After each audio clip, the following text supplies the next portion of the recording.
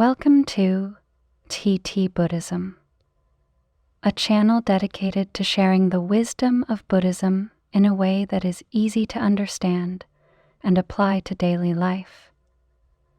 Our mission is to help you find inner peace, clarity, and a deeper understanding of life's profound questions. Have you ever wondered, who were you before you were born?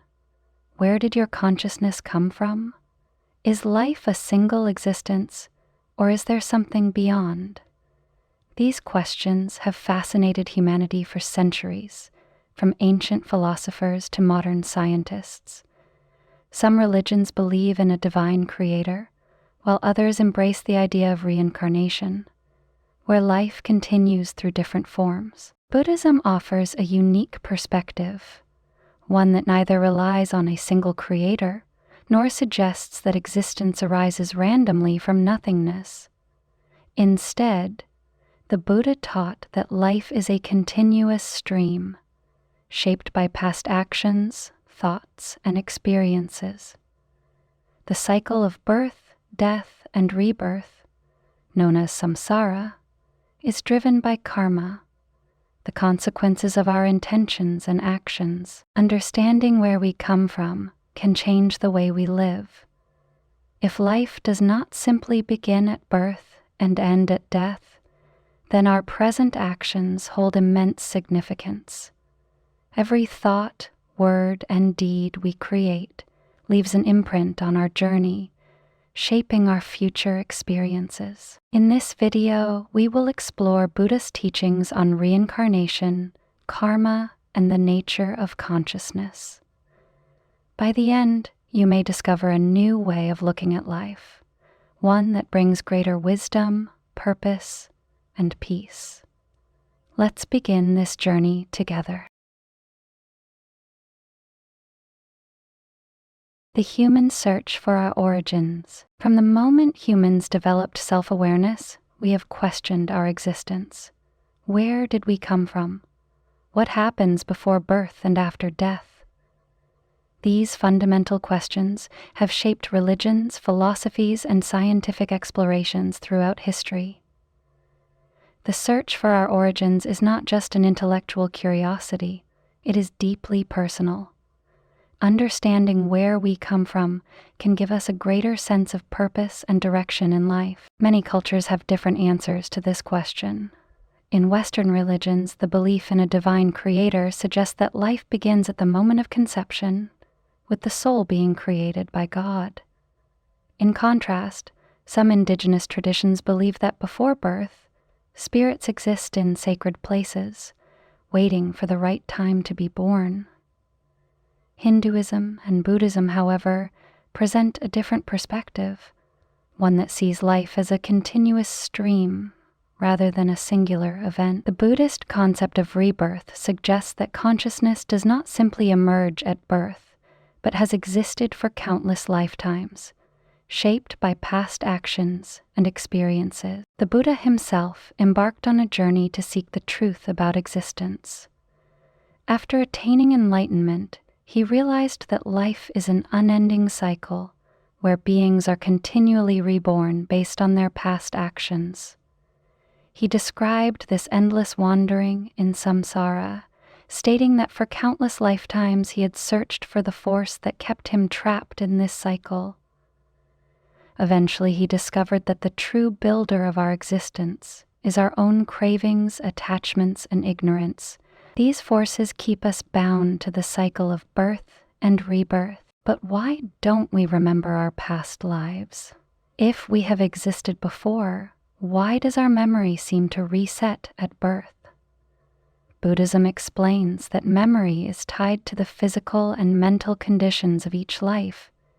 Just as we forget details from early childhood as we grow older, our past life memories are obscured by the transition into a new existence. However, in rare cases, certain individuals, especially young children, retain strong recollections of past lives.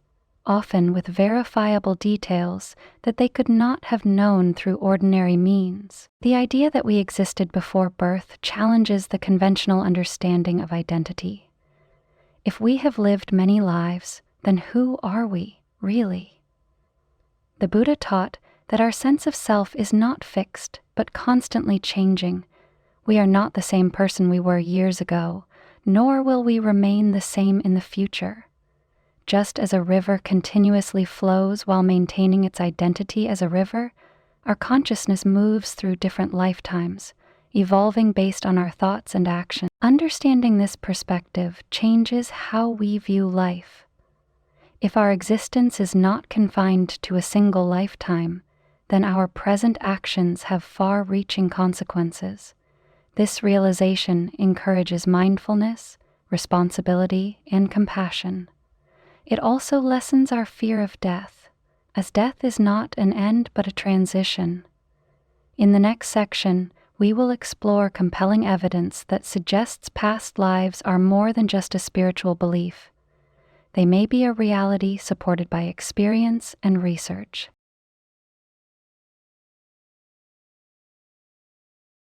Evidence for past lives. The idea of past lives may seem like a mystical or religious concept, but throughout history there have been countless accounts of people who recall details from previous existences. While some dismiss these as mere imagination or cultural conditioning, others point to compelling evidence that suggests there is more to the nature of consciousness than what we commonly assume. One of the most extraordinary examples comes from the Buddha himself. On the night of his enlightenment, as he sat beneath the Bodhi tree, his mind became exceptionally clear. He described how in this heightened state of awareness he recalled not just one or two past lives, but countless previous existences. He remembered the names of the families he was born into, the food he ate, the joys and sufferings he experienced, and even the ways he had died in different lifetimes. These recollections extended across vast periods of time, revealing an unbroken stream of existence shaped by karma. However, stories of past life memories are not limited to enlightened beings. In modern times, researchers have studied numerous cases of individuals, especially young children, who remember details about people, places, and events from what appear to be previous lives. The most well-documented research comes from the University of Virginia's Division of Perceptual Studies, where scientists have investigated over 2,500 cases of children claiming to remember past lives. One of the pioneers in this field was Dr. Ian Stevenson, who spent decades traveling around the world, meticulously documenting cases where children spoke of former identities. These children, often between the ages of 2 and 6, spontaneously recalled names, family details, and even specific incidents from a life they had never lived in their current existence. In many cases, their statements were verified through research, confirming the existence of the individuals they claimed to have been. A well-known case is that of Shanti Devi, a girl from India who at the age of 4 began speaking about a past life in the town of Mathura, which she had never visited. She provided specific names, described her previous family, and even detailed how she had died during childbirth. When her family finally took her to Mathura, she was able to identify her past life husband and home, as well as recall private details that only her supposed previous self could have known. Her statements were later confirmed by her former family members, making her case one of the most compelling examples of past life recall. Beyond childhood memories, some adults have also reported spontaneous recollections of past lives. These memories are often triggered by visiting a specific place, hearing a particular language, or encountering something familiar from a previous existence. Some people even experience unexplained phobias, such as an intense fear of water or fire, which may be linked to traumatic events in a past life. Similarly, deep emotional connections to certain cultures or historical periods could be remnants of past experiences. While skeptics argue that these accounts could result from suggestion or coincidence, the consistency of such cases across different cultures remains intriguing. The question remains, are these mere psychological phenomena, or do they point to something deeper about the continuity of consciousness? In the next section, we will explore how Buddhism explains the transition of consciousness between lives. How consciousness transitions between lives. If past lives are real, the next question naturally follows. How does consciousness move from one life to another? Unlike the concept of a fixed soul, Buddhism teaches that consciousness is not a permanent entity, but a continuous process, like a river that keeps flowing, always changing yet maintaining a sense of continuity.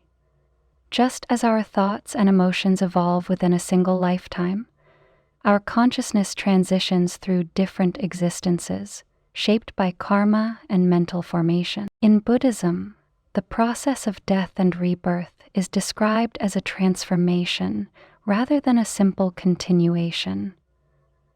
When a person dies, the physical body ceases to function, but the stream of consciousness does not disappear. Instead, it undergoes a transition influenced by the mental state at the moment of death. This is why Buddhists emphasize cultivating a peaceful and mindful state in the final moments of life, because the last thought or emotion before death plays a significant role in determining the conditions of the next birth. To understand this transition, imagine a candle flame being used to light another candle. The second flame is not the same as the first, yet it originates from it. Similarly, consciousness does not move from one body to another as an unchanging entity, but rather as an ongoing process that carries the imprints of past experiences and karma. This continuity without permanence is a key principle in Buddhist thought. The Tibetan Buddhist tradition describes an intermediate state known as the bardo, a transitional phase between death and rebirth. During this phase, consciousness is no longer attached to a physical body, but still exists in a subtle form. It is believed that in this state, the mind becomes highly sensitive and experiences visions shaped by past karma. Some individuals may experience peaceful or blissful states, while others may face confusion or fear, depending on their accumulated actions and thoughts. The duration of this transition varies, but ultimately, consciousness is drawn toward a new life, influenced by karmic forces and mental tendencies. Modern science has not yet fully explained the nature of consciousness, but researchers are increasingly exploring near-death experiences as possible glimpses into the transition between life and death. Many people who have had NDEs report floating outside their bodies, moving through tunnels of light, or experiencing a profound sense of peace and interconnectedness. While these accounts remain controversial, they align with Buddhist descriptions of consciousness temporarily existing beyond the physical body before returning or transitioning elsewhere. The process of rebirth is not random. Karma acts as a guiding force, directing consciousness toward conditions that match its previous actions and inclinations. Just as habits shape our personality within a lifetime, the accumulated patterns of thought, intention, and behavior influence the conditions of our next existence. This is why Buddhist teachings emphasize ethical conduct, mindfulness, and wisdom, because these qualities create the causes for a more favorable rebirth and ultimately liberation from the cycle of suffering. In the next section, we will explore karma in more depth, understanding how it determines not only our future rebirths, but also the quality of our present experiences.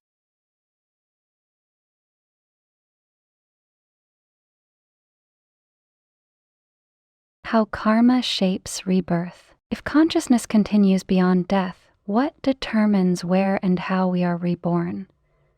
According to Buddhism, the answer lies in karma, the law of cause and effect. Unlike the common misconception that karma is a system of rewards and punishments, it is better understood as a natural process of consequences arising from intentional actions. Every thought, word, and deed leaves an imprint on the stream of consciousness, shaping not only our present experiences, but also our future rebirths. Karma is not fate. It does not mean that everything in our lives is predetermined or beyond our control. Instead, it operates like planting seeds in a field. Just as a farmer's harvest depends on the type of seeds planted and the conditions that nurture them, our future experiences, both in this life and in future rebirths, depend on the actions and intentions we cultivate. Positive actions, such as kindness, generosity, and wisdom, lead to beneficial conditions, while negative actions, such as hatred, greed, and cruelty, create suffering. The Buddha explained that rebirth is not random, but follows patterns created by past actions. This is why people are born into different circumstances, some into wealth and privilege, others into hardship and struggle. However, karma is not a simplistic equation where every action has an immediate result. Some karmic seeds take time to ripen, and their effects may manifest later in this life or even in future lifetimes. For example, a person who habitually nurtures anger and violence may find themselves reborn into a turbulent environment where these emotions continue to dominate. In contrast, someone who cultivates patience and compassion may be reborn in conditions that allow them to continue their spiritual growth. However, karma is not absolute. It does not mean that people born into suffering are doomed to remain there, nor does it mean that those with good fortune will always remain in prosperity. The present moment is always an opportunity to create new karma, to change the course of our future through mindful and ethical actions.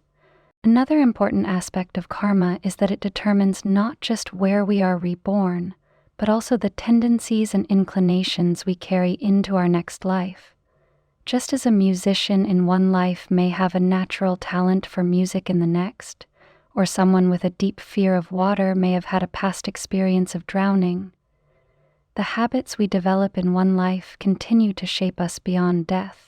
This explains why some individuals display extraordinary talents, wisdom, or fears at a very young age, seemingly without prior exposure to them in their current life. The key takeaway is that we are not powerless. While past karma influences our present reality, we always have the ability to generate new karma through our present actions. This means that regardless of where we are in life, we can choose to cultivate kindness, wisdom, and mindfulness to create a better future, not just for ourselves, but for all beings. In the next section, we will explore the concept of no self and how it relates to the process of rebirth.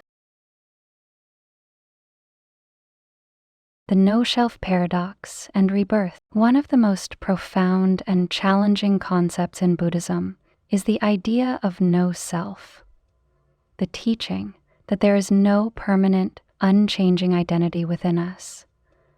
This seems to contradict the idea of rebirth.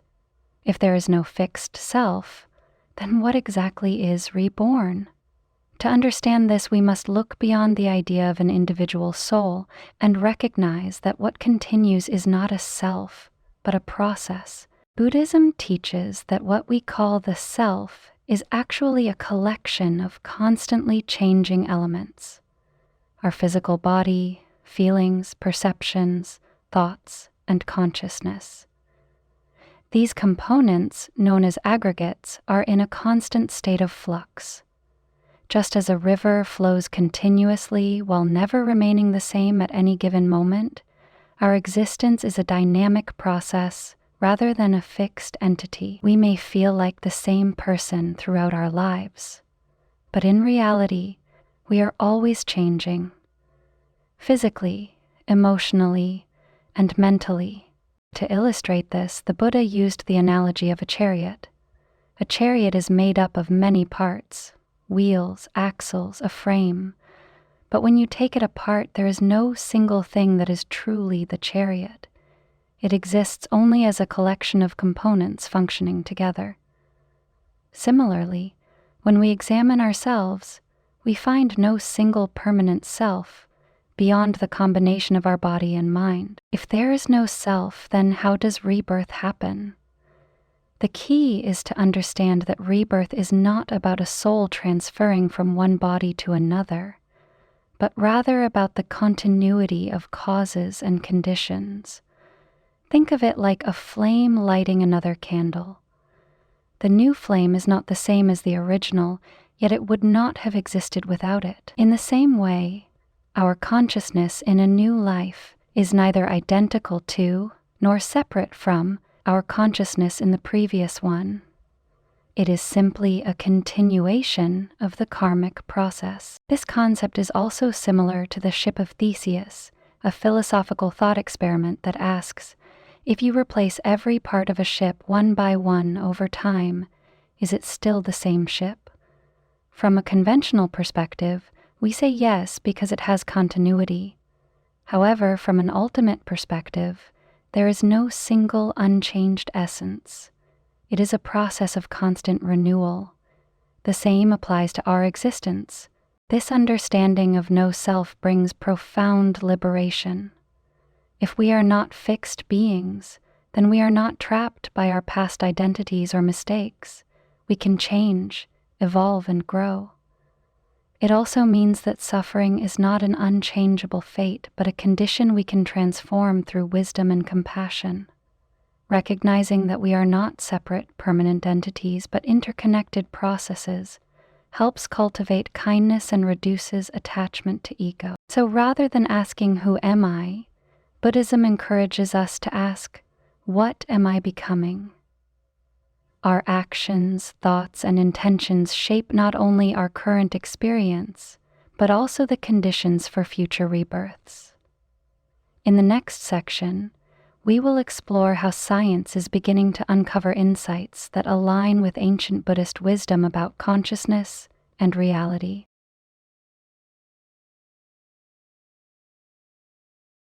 Science meets ancient wisdom. For centuries, the nature of consciousness has been a mystery, debated by philosophers, spiritual leaders, and scientists alike. While Buddhism has long explored the nature of the mind and rebirth, modern science is only beginning to uncover insights that align with ancient teachings. Neuroscience, quantum physics, and research into near-death experiences are now shedding light on the possibility that consciousness is more than just a product of the brain. One of the most challenging problems in neuroscience is understanding how consciousness arises. Scientists call this the hard problem of consciousness. How do physical processes in the brain create subjective experience? While traditional materialist views suggest that consciousness is produced by brain activity, some emerging theories propose that consciousness may not be confined to the brain at all. Instead, it could be fundamental to the fabric of reality, much like energy or space. This perspective resonates with Buddhist teachings, which suggests that the mind is not purely a byproduct of physical matter, but something more, intrinsic. Near-death experiences provide some of the most intriguing cases that challenge the conventional view of consciousness. People who have been clinically dead, sometimes for minutes or even hours, often report remarkably similar experiences, floating outside their bodies, seeing a bright light, encountering deceased loved ones, or experiencing a profound sense of peace and interconnectedness. These accounts are strikingly consistent across different cultures and belief systems, raising questions about whether consciousness can exist independently of the brain. Another fascinating area of research is terminal lucidity, a phenomenon where individuals with severe brain damage or advanced Alzheimer's disease suddenly regain clarity and awareness just before death.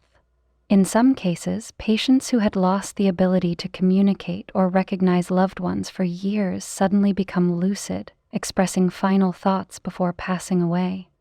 If consciousness were solely dependent on brain function, how could this occur? Some researchers suggest that this could indicate that consciousness is not entirely produced by the brain but rather filtered through it, supporting the Buddhist view that the mind exists beyond the physical body. Heart transplant recipients have also reported experiences that hint at a deeper connection between consciousness and memory. Some individuals who receive organ transplants develop new tastes, habits, or even memories that seem to belong to the donor. While this phenomenon is still not fully understood, it raises questions about whether consciousness and personal identity extend beyond the brain and body. Meditation research has also contributed to our understanding of the mind.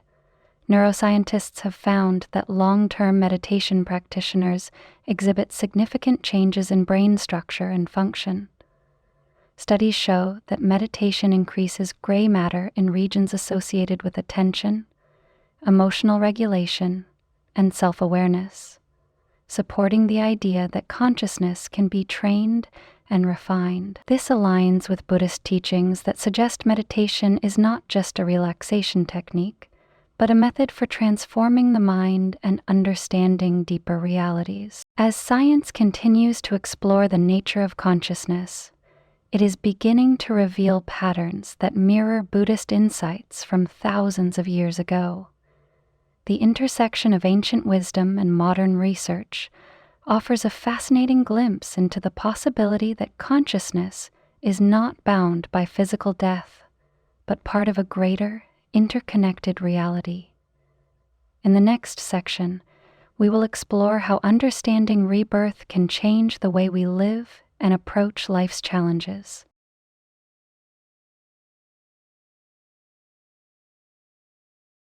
Applying the understanding of rebirth to daily life. Understanding rebirth is not just a philosophical or spiritual concept. It has the power to transform the way we live.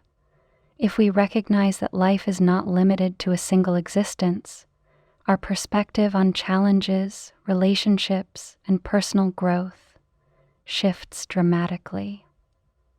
Instead of seeing difficulties as meaningless suffering, we can view them as opportunities for growth and karmic resolution. Instead of fearing death, we can approach life with greater purpose, knowing that our actions extend beyond this lifetime. One of the most profound ways this understanding impacts daily life is in how we face adversity. Many people struggle with the idea that life is unfair. Some are born into wealth and privilege, while others face poverty and hardship. Buddhism teaches that these conditions are not random but the result of past actions. This does not mean that we should resign ourselves to fate. On the contrary, it means that we have the power to shape our future by how we respond to our present circumstances. If we cultivate patience, wisdom, and compassion now, we are planting seeds for a more positive future, both in this life and beyond. Another significant change that comes with understanding rebirth is how we treat others. If we have lived countless lives, then the people around us, our family, friends, and even strangers, may have been connected to us in past existences. The person who annoys us today may have been our closest companion in a previous life. The one who helps us now may have once been someone we helped before. Recognizing this interconnectedness fosters compassion and reduces resentment. Instead of holding grudges, we can cultivate forgiveness, knowing that our relationships are part of a much larger story that unfolds across lifetimes. Rebirth also teaches us the value of ethical living. If our actions shape not only our present but also our future rebirths, then living with kindness, honesty, and mindfulness becomes even more essential. Instead of acting impulsively or selfishly, we can develop the habit of considering the long-term consequences of our thoughts and deeds. This is not about fear of punishment, but about understanding that every action carries weight. A simple act of generosity today could bring us into a life filled with abundance later. A moment of anger or cruelty could create suffering that extends far beyond what we currently perceive. Moreover, this perspective encourages mindfulness and presence. Knowing that our thoughts and intentions shape our future, we are more motivated to practice awareness. Instead of dwelling on regrets or anxieties about the future, we learn to focus on the present moment, making conscious choices that align with our highest values. Meditation becomes not just a practice of relaxation, but a way to refine our consciousness, ensuring that when the time of death arrives, our mind is in a state of clarity and peace, guiding us toward a positive rebirth. Ultimately, seeing life as an ongoing journey rather than a one-time experience gives us strength, hope, and responsibility. It reminds us that every challenge is an opportunity, every encounter is meaningful, and every action shapes the course of our future. In the final section, we will reflect on how this understanding can bring lasting peace and gratitude into our lives. The understanding of rebirth offers a profound shift in how we view life, death, and our purpose in the world. Instead of seeing life as a single, fleeting existence, Buddhism teaches that our journey is continuous, shaped by our actions, thoughts, and intentions. This realization brings both freedom and responsibility. Freedom from the fear of death and the responsibility to cultivate positive karma that will shape our future experiences, recognizing that our present circumstances are the result of past actions, allows us to take ownership of our lives. No matter where we are or what challenges we face, we always have the power to create new causes for a better future. This perspective encourages mindfulness, ethical living, and compassion for ourselves and others. If we have all lived countless lives, then every person we meet has, at some point, been connected to us. This understanding nurtures kindness, patience, and a deeper sense of connection with all beings. Ultimately, rebirth is not just about what happens after death. It is about how we live right now.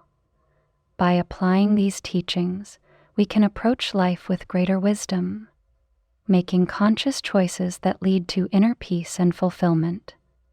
The path to enlightenment is not about escaping rebirth, but about transforming our consciousness so that we no longer create suffering for ourselves or others. Thank you for joining us on this journey of exploration and reflection. If these teachings resonate with you, we encourage you to continue your practice, cultivate mindfulness, and embrace the lessons of rebirth in your daily life. May your path be filled with wisdom, compassion, and peace. If you enjoyed this discussion, don't forget to subscribe to TT-Buddhism for more insights into Buddhist teachings.